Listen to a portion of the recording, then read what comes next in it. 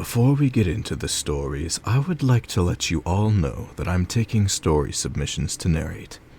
I will credit you in the description of the video unless you ask me not to, so if you have an experience or story in mind that you would like me to read, then you can email me at feedingonfear@gmail.com, and I will be sure to include it in my videos. Thank you so much for watching, and enjoy the stories. For a while now, this picture's been floating around on the internet.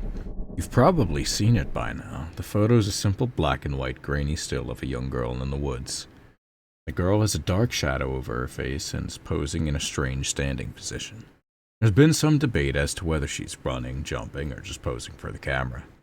The story surrounding the photo is only added to the intrigue. Apparently, this photo was discovered on a trail cam in Cambridge, New York. If you don't know, trail cams are specialized equipment used by hunters, researchers, and farmers to track game and other wild animals. These cameras are made to snap a picture when a motion sensor picks up movement in the lens's view. There are people on the internet who have latched onto the idea that this picture is of a long-dead girl, that this picture is of a ghastly presence.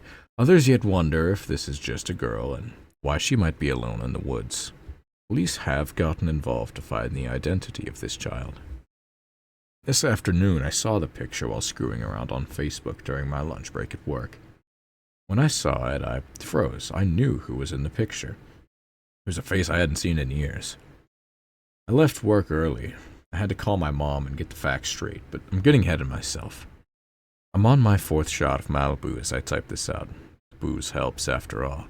What else can I do but tell a bunch of scary story junkies what I have to say? Nobody would ever believe me anyways. Nobody I told believed me. I'll take it easy on the sauce until I finish. My name is Rebecca, but everyone just calls me Becca these days. I grew up in Cola, a small township within Cambridge, New York. Compared to the hustle of my current home in Manhattan, Cola was a hole. I'm pretty sure more people live in my apartment building than lived in all of Cola. My best friend was Zoe. Zoe was fun, brave, and oh so adventurous. Man, I haven't thought about her in years. You could probably say Zoe was my first love. Of course, at our age, I was too young to see it that way. But isn't that how you always see friends from the past? They're a grainy photograph in your mind's eye, a caricature. You remember all of the good and ignore the bad. I was 12 years old on the last day I saw Zoe. Every small town has rumors. Cola was no different. It was the late 1980s. The rumor mill was spinning stories about some satanic cult. If you've ever heard a cult story, then these stories were nothing too shocking. Rituals in the woods, animal sacrifices, evil chants overheard in the trees. These were the stories spread from child to child, and unbeknownst to me at the time, adults as well. Supposedly, a cult had taken residence in a house in the woods around Cambridge and Cola, and were privy to these and more depravities. The word on a playground in elementary school was exaggerated to the nth degree.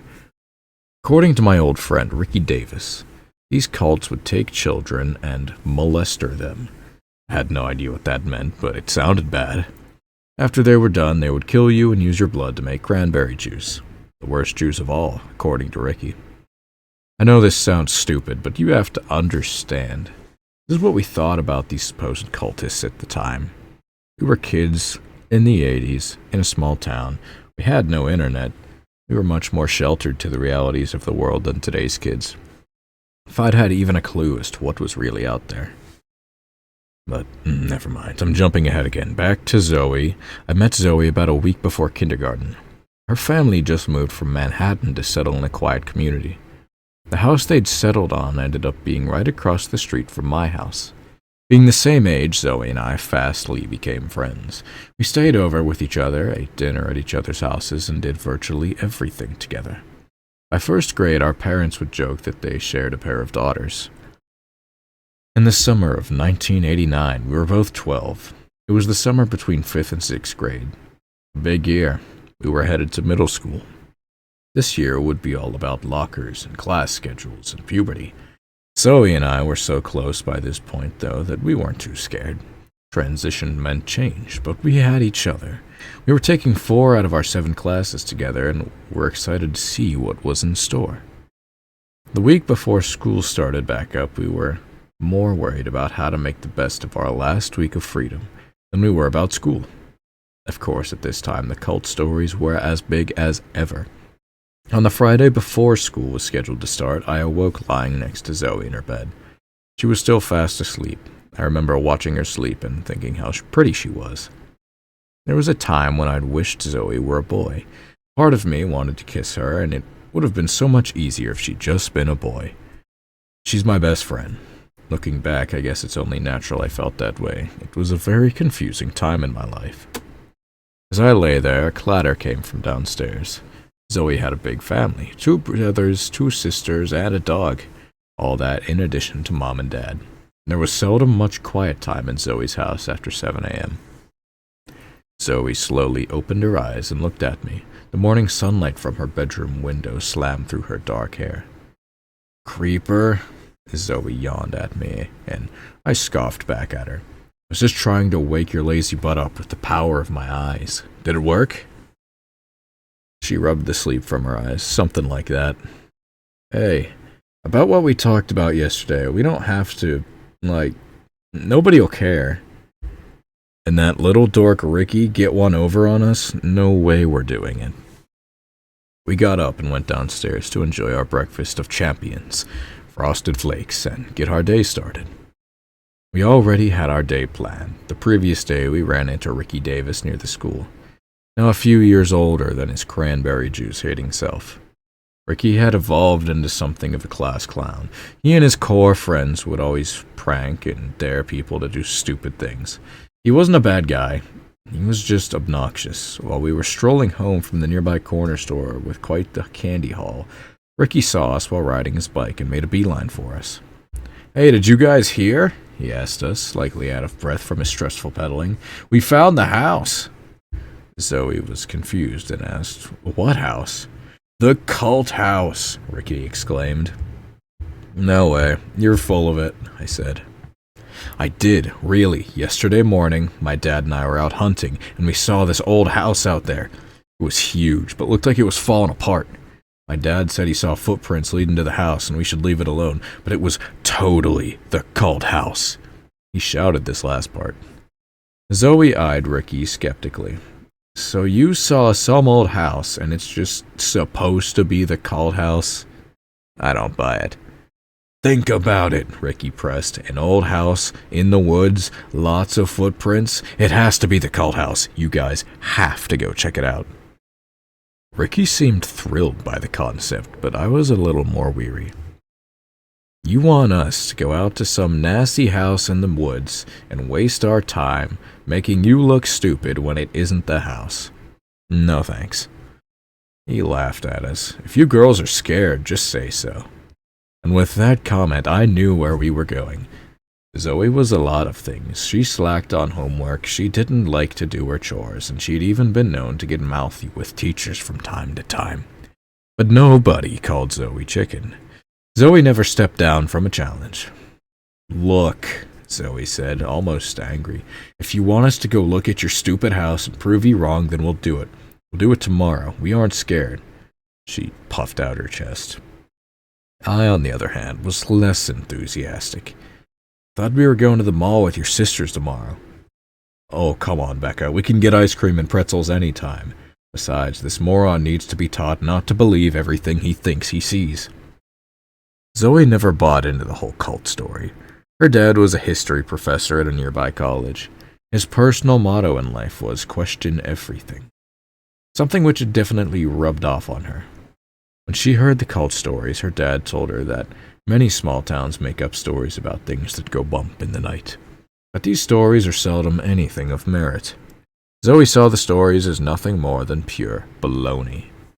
I was less rational about the cult stories. Looking back, I think if you'd asked me directly, I would have said I didn't believe them. But they still freaked me out. I was comfortable not knowing, while I did want to hang out with Zoe. I didn't want to go into those woods looking for a cultic site. "But," I started. Ricky interrupted me. "Hey, if Becca's too scared, I can go out there with you." This got to me. Ricky was one of the few black guys at our school. Maybe it was because of this that a lot of girls liked him.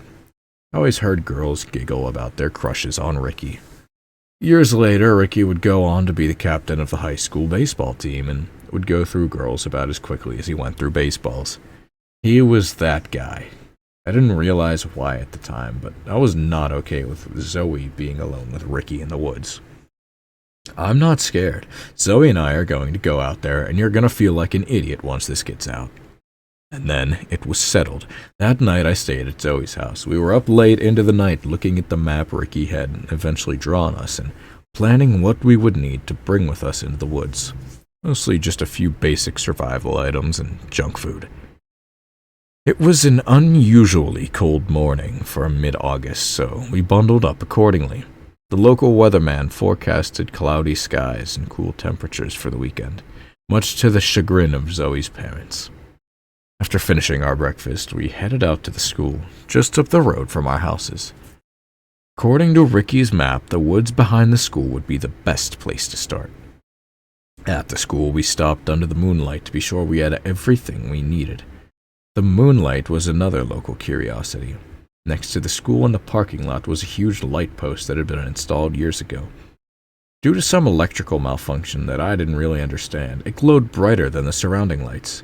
Due to its near-blinding intensity, it had been dubbed the Moonlight by the locals. As we walked from the moonlight through the open field separating the brownstone school building from the tree line, I felt a little bit uneasy. Cole is a small place, as I've mentioned. It's normal for people to be out walking dogs, gardening, mowing, whatever. But there was none of that. Nobody was around. No kids on the playground. No teachers going back and forth from their cars while preparing classrooms. Absolutely nothing. I felt so alone.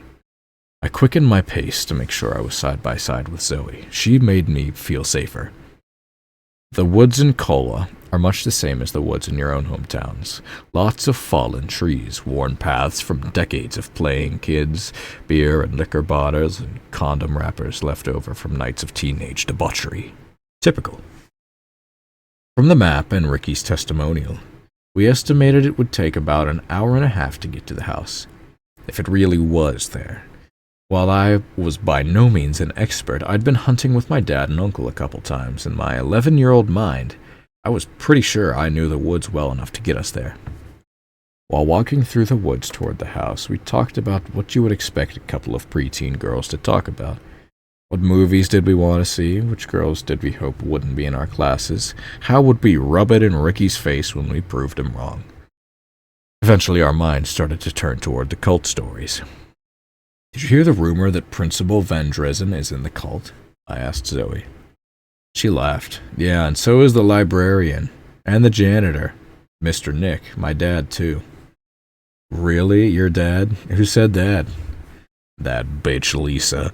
She had the nerve to say it to my face. She said the only reason I have a nice house is because my dad's in the cult. Forget her. She's just jealous because her mom is a waitress. Ouch, that's cold. We both burst into a fit of hysterics. In our minds, if there really were a cult, none of these people would be in it. Every few months, a teacher would give someone a bad grade or a write-up, and within hours, that teacher was suddenly the cult leader. Rumors would spread for a while before a new target was eventually found. This is what really made the cult story so scary. The fact that anyone could be in it. There were always rumors being spread. If stories were to be believed, just about everybody in town had been a cultist at one point or another. If a cult really did exist, it was formed by everybody and nobody. About an hour and 40 minutes in, I realized that the forest was subtly changing. Gone were beaten paths and the abandoned refuse of our elders. I noticed how clean the area was, not just free of trash, but free of typical forest debris as well. It was as if the area had been picked through numerous times for firewood, twigs, sticks, leaves. Most of these things were just gone. I was just about to tell Zoe when... Jesus, he was telling the truth. It took me a moment before I realized what Zoe was talking about. Ahead through a clearing was a structure. Wordlessly, we walked forwards to get a better look. The house was not as large as I'd pictured. From Ricky's description, I imagined this huge, sprawling mansion, but what we saw, while large, was much more modest than my imagination led me to believe. The simple two-story house seemed to be only slightly larger than my own house. The windows that weren't boarded up were long since shattered. The color seemed to have once been a pale blue, but much of the paint seemed to have been chipped away, revealing splintered wood. There was no front door. It looked a lot like the old house from Leave It to Beaver. If that house had been abandoned for decades, in front of the house was a large fire pit. "Well, damn," Zoe said. "Yep, well, he was right. What do we do now?" "I guess we can go inside and look. Looks like the cultists aren't home," she smirked. "Zoe, we came, we saw it, it's here. Can't we just go? This is freaky." "Not a chance. We came this far, we at least need to find a souvenir to prove we did it." "Maybe you're positive nobody is here, but I'm not. I could feel my heart pumping. I couldn't explain why, but I was terrified. Every adult had always told me that the stories of a cult house out in the woods were just stories. But here it was. Part of me was afraid that at any moment someone would jump out and grab me or Zoe. "Damn it, Beck. I didn't hike through the woods for nothing. If you want to sit out here like a baby, fine, but I'm going in." She turned away and started into the house. As I stood there and watched her walk away, I felt my dread deepen. I was afraid of being alone, but I was more afraid for Zoe. My best friend was going into certain doom, and I couldn't stop her. I wanted to cry. "Zoe, please," I shouted. Zoe stopped and turned around to look at me with anger on her face. I felt a tear run down my cheek. "I'm really scared. Okay? Please." I trailed off. Zoe saw the look on my face and sighed. Her face softened. She looked back at the house toward the porch. Sitting on the porch was a smooth black stone. "Hey, look at this," she said, as she bent over to pick it up. "You know what this is?" "No," I wiped a tear away. "This looks like a pretty good souvenir. Let's get going, Beck." I smiled, relieved, as Zoe walked up to me. She pulled me into a hug and apologized, and I felt her warmth against me. It felt good. For a moment, we just stood there, embraced. "Hey!" We quickly let go of each other and turned our heads toward the sound, faster than I thought possible. Zoe's hand had darted down and found my own, and she squeezed hard. Just ahead of the house, we heard a heavy trudging through the brush. Through the thin tree line in front of the house stepped a man. He was a large, burly guy with big arms. His tattered New York's Mets cap hid dark hair. He wore faded, muddy jeans, a red flannel shirt, and a scraggly beard. In his left hand, balanced on his shoulder, was an axe. I felt the color drain from my face. The cultists, they were here. That axe was the last thing I would ever see. I couldn't take my eyes off of it. I felt my hand tense in Zoe's. Her pounding heartbeat echoed in my palm. The woodcutter met our gaze and quickly tossed the axe into the dirt. "Oh, no, girls," the man said with his palms flat out. "It's okay, I'm not gonna hurt you. I was just clearing some brush out here, collecting wood, that's all. Really, it's okay." Zoe's grip loosened slightly, and then she sighed and let go. "Oh, it's okay, you just scared us. What are you doing out here?" The man laughed. "What am I doing here? I own this place. I'm fixing it up so I can rent it out to campers. What are you doing here?" We awkwardly explained why we'd come out this far, telling the man about Ricky and the cult house. The man listened patiently, laughing whenever the cult came up. "Well, little ladies, I can assure you that this is not a cult house. I am a godly man," the man said after listening to our story. "Look," I said, we're sorry, mister, we didn't mean any harm. We just wanted to see for ourselves. We should probably get going before our parents worry." In my head, I cursed Ricky. He probably met this guy too and sent us out here to mess with us.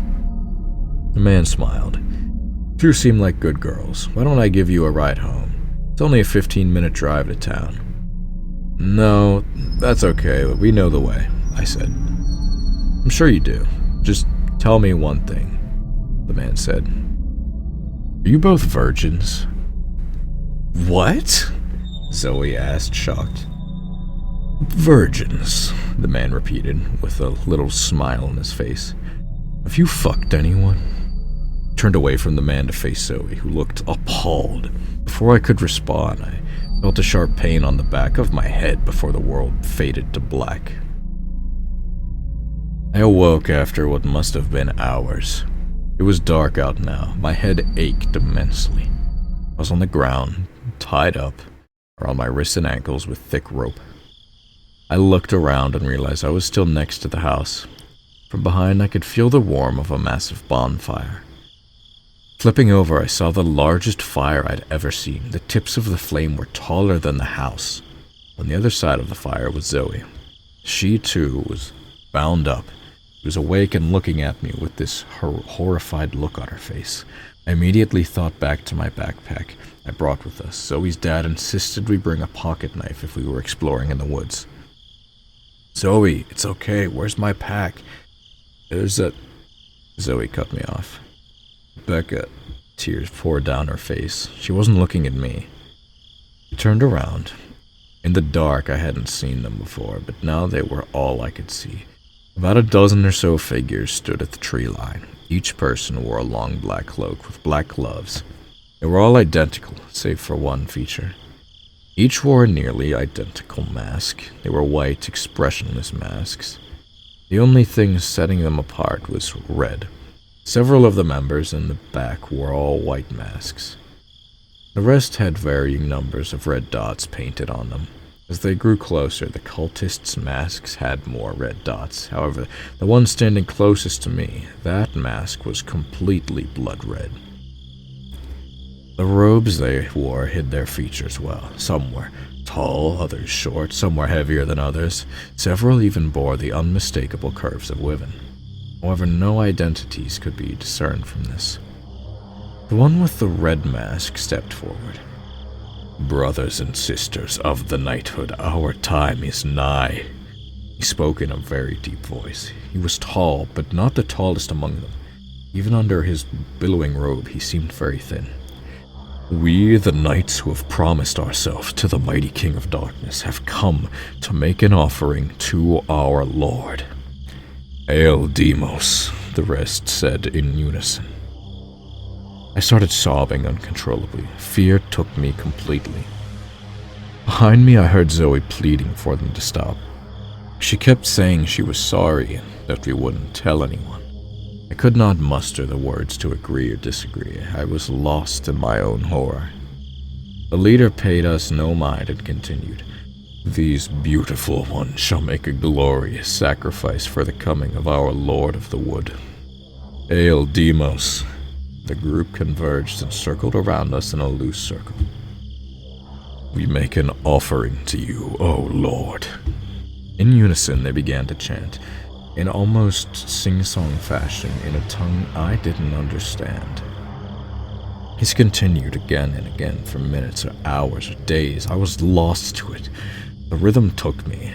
I almost would compare it to being drunk. My head swam. It made me feel tired. When the chanting eventually did stop, the group cried out one final time in unison. Hail Demos. With everything that had happened thus far, this was the most horrifying event of my or anyone's life. I lay there listening to their chant, knowing that I was going to die, knowing Zoe would die. That is a terrible realization for any 12-year-old to be faced with. But what happened next was worse. Done with their chanting, the cultists were ready for us.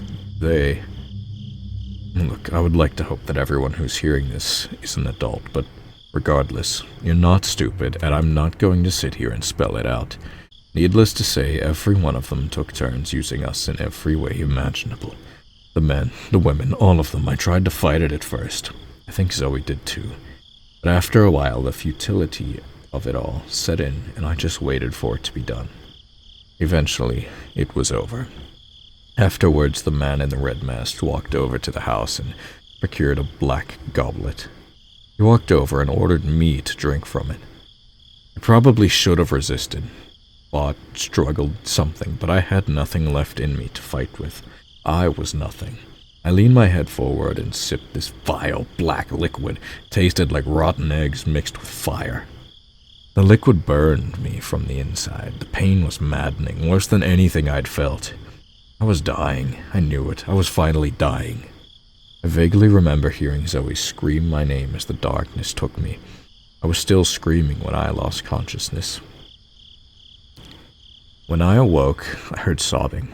My head ached and my throat burned. I looked around to gather my surroundings. The remains of a small campfire lay before me. He told me I was his bride. I looked over to see Zoe sobbing into her knees. I had no idea what she meant. I just laid there watching her, confined to my own thoughts. I felt useless, used, dirty, nothing. I was nothing.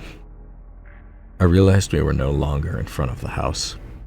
The area looked more like one of the campsites littering our woods. It was still dark. Zoe, I started, but I had nothing to say. I realized how cold I was. I slowly stood up, completely sore, and walked over to Zoe and put my arms around her. She finally seemed to realize that I was there. She held me tight and cried. To this day, I've never heard or felt such anguish that was in that clearing that night. She cried, and I cried. We must have sat there holding on to each other for hours before we mustered the courage to stand. Upon examining our surroundings, I realized how dark it was, how alone we were. Or I thought we were, at least. At the other side of the dead campfire was one of these robed figures. He was laying with his back rolled against a large sitting log. We cautiously approached the figure. When we inspected him more closely, we saw that the man's rib cage had been torn open. The inside of his chest was completely exposed, and his face bore a solid red mask. If I'd seen this gruesome sight only hours ago, I would have screamed, would have cried, but I was not the same girl I'd been hours ago. Now I was nothing. I became aware that Zoe was holding my hand. I looked at her and she seemed to have regained some of her strength. "Okay?" she asked. "Yeah, let's go home." Having been in the woods a lot, I had a pretty good idea of where people liked to camp. This gave me a rough idea of where we were. Picked a direction and we started walking. For about a half hour, we just walked silently, hand in hand. Eventually, I heard Zoe say, "I'm so sorry I dragged us out here." We stopped and I faced her. I wanted to scream that it was all her fault. I wanted to scream that it wasn't her fault, but I had nothing. I was nothing. Instead, I just said, "All right." It was shortly after that, through the brush, we saw a huge bright light in the sky. The moonlight. I could hear Zoe smile as she said it. Then I heard it. It started as a noise off in the distance, crunching, trampling, pounding. It sounded like some large animal was charging through the forest straight at us. We didn't wait to see what it was. I looked down and took Zoe's dark hand and started running harder than I ever had. After our ordeal, I didn't think we could run like that anymore.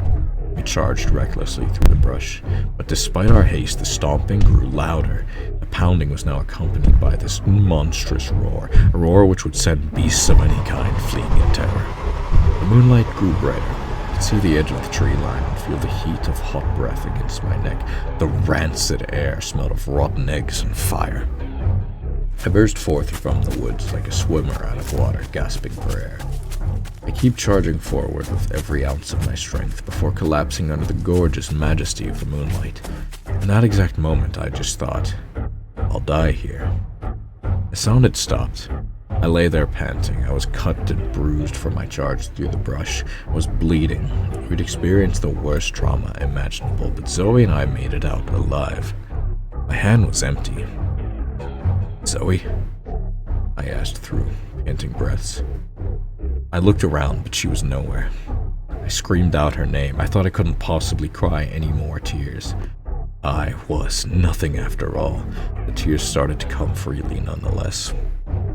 I stood feebly. The woods, I thought. I started to walk towards the woods to find Zoe when I saw it. Just inside the tree line was this massive silhouette, easily 15 feet tall.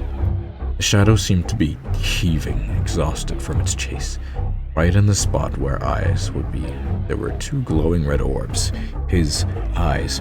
In those deep crimson eyes, I felt pain, I felt longing, anger, suffering, hatred, but most of all, evil. Whatever this creature was, a demon, a god, the devil himself, he wanted me.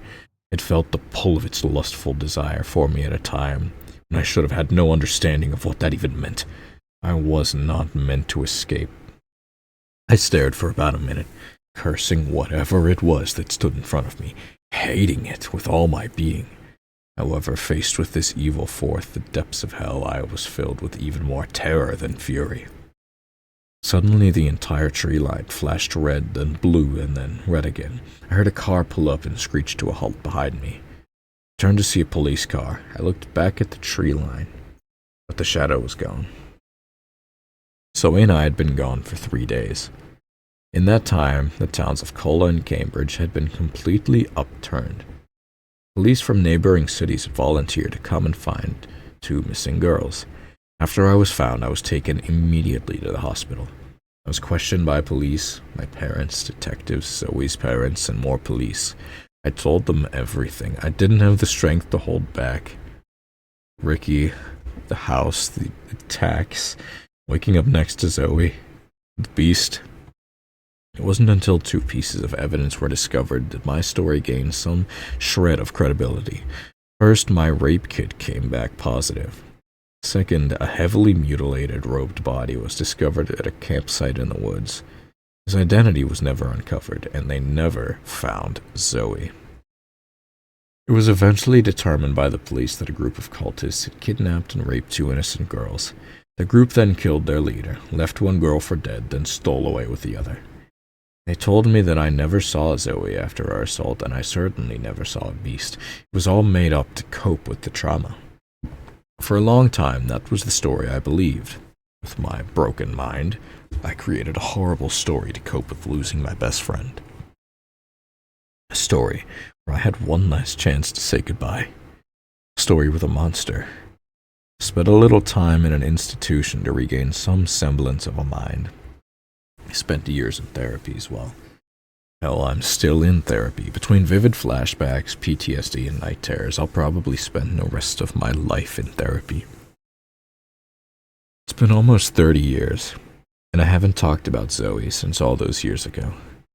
Sure, the people in my life know the rough details. I was kidnapped by a crazy cult. I was raped. I was nearly killed trying to escape. I haven't told them about Zoe, though. Not my wife. Not my therapist, certainly not my kids, nobody. It's not as though I'd forgotten her, it's just too painful. I honestly hadn't thought about her in years, at least not until I saw that picture of a little girl in a photo from Cambridge. I can only guess what you're thinking now. What chased you 2 through the woods? If you were gone for 3 days, what happened during that lost time? Why would Zoe's childhood self appear in the picture? What if Zoe's spirit's trapped in the woods, waiting for you? What if Zoe is still alive? Well, I wish I could go back and find Zoe's spirit in the woods. There are so many things that I would like to tell her. I would tell her that I didn't blame her, that it wasn't her fault. I could tell her how I really felt about her.